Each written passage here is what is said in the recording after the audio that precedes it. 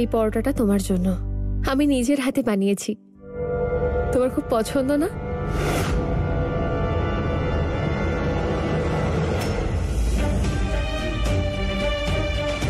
বল, আমার ব্রেকফাস্ট কোথায়?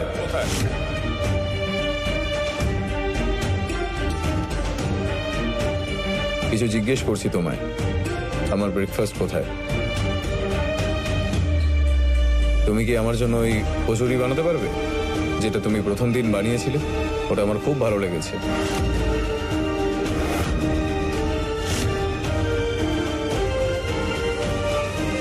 আম্মা, এটা তোমারই রুল না? একজন পুরুষকে তার স্ত্রী খাবার পরিবেশন করবে, আর তার সঙ্গে ডিভোর্সের পর ফুলই আমার স্ত্রী।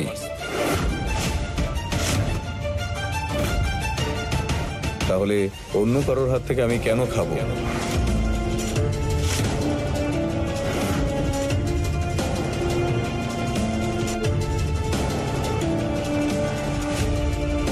আমার জন্য বানাবে তো?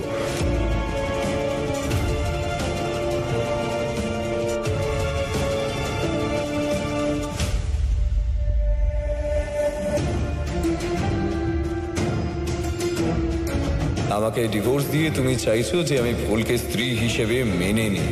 এবার তুমি দেখবে যে তুমি কি হারালে। আর এটা করে আমি ফুলের থেকে এও জেনে নেব যে ও এসব কেন করছে। যে মেয়ে রাতে চাকু নিয়ে ঘুমোয়, যে আমায় কাছেও ঘেঁষতে দিতে চায় না, তাহলে কেন আমার স্ত্রী হতে চায়?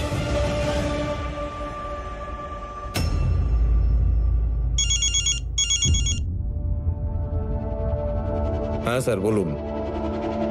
দুদিনের বিজনেস সেমিনারে বাইরে যেতে হবে? ঠিক আছে, এটা একটা ভালো সুযোগ ইনভেস্টরদের সঙ্গে দেখা করার। আর হ্যাঁ, একটা কথা আমি আপনাকে ইনফর্ম করতে চাই যে ওখানে আমার স্ত্রীও সঙ্গে থাকবে। হ্যাঁ, থ্যাংক ইউ। আম্মা, দুদিনের বিজনেস সেমিনারে বাইরে যেতে হবে, আর তুমি পারমিশন দিলে আমি ফুলকে সঙ্গে নিয়ে যেতে চাই।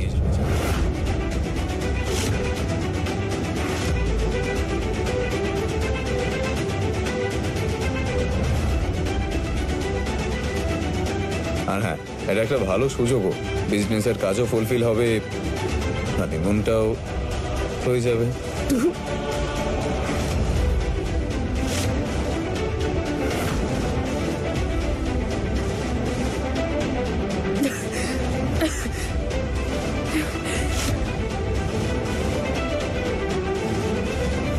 সে তো খুব ভালো কথা দাদু ভাই, যে তুমি ফুল বৌমাকে নিয়ে যাবে।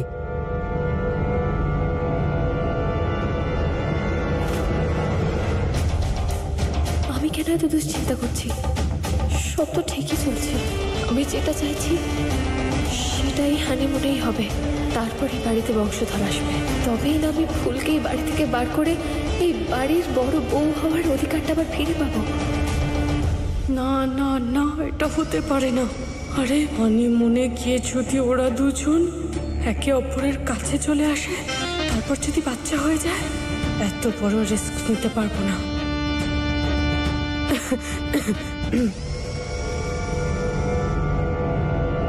ইনার সাথে আমি একা এত বড় শহরে যাব, যাকে আমি কখনো স্বামী বলে মানতেই পারলাম না, তার সাথে?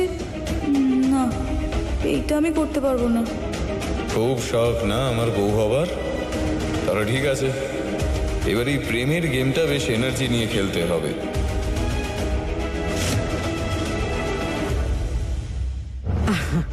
তাহলে দাদু ভাই, তোমরা দুজন এখন যাওয়ার প্রস্তুতি নাও। কিন্তু মা ঠাকুর। কি হলো ফুল?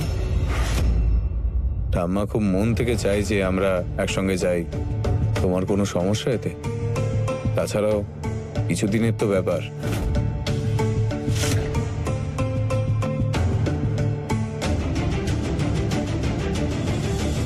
ফুল, তুমি আমার জন্য এক কাপ আদা দিয়ে চা করো।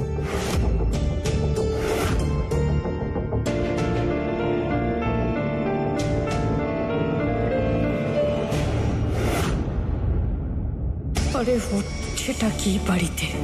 ওপরওয়ালা কি আমার সাথে খেলা করছে?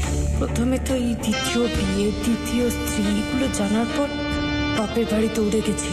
তারপর হঠাৎ করে হাফ রাস্তায় যে কি মাথায় ঢুকলো কে জানে, যে ফুল নিজে থেকে এই বাড়িতে ফিরে এলো। আর এখন কালকে অব্দি যারা আলাদা বিছানায় শুধু, যে শোভন বাবা ফুলকে একেবারেই সহ্য করতে পারতো না, আজ লাভ বার্ড হয়ে হানিমুন যাওয়ার প্ল্যান করছে। মাথা নষ্ট করে দিল একেবারে। শুনছো? শুনছো? হ্যাঁ, তারা দিদি তো নিজের ঘরে আছে, ডাকবো?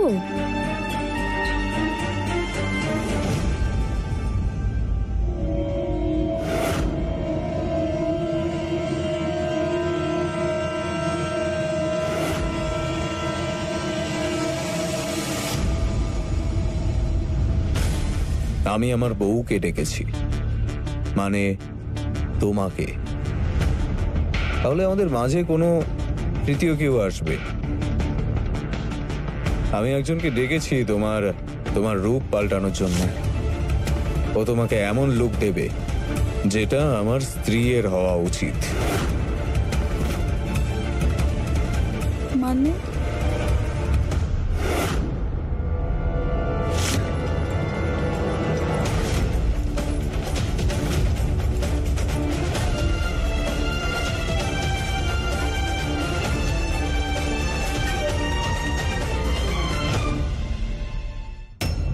এই যে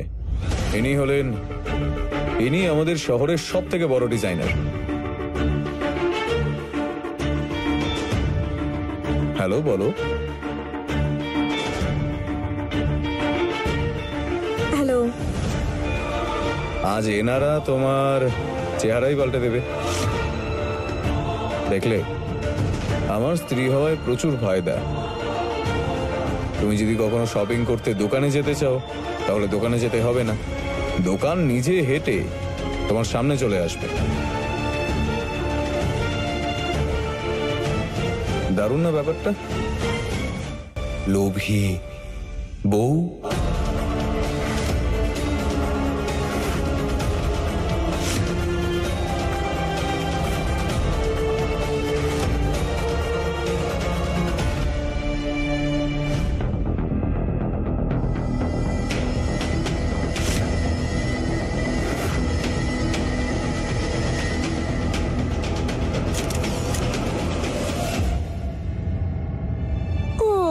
আপনাদের দুজনকে একসাথে খুব সুন্দর দেখায়। খুব শখ না আমার স্ত্রী হওয়ার? আসল কথাটা হলো, শুধু নামের জন্য নয়, জামা কাপড়, লুক, সবকিছু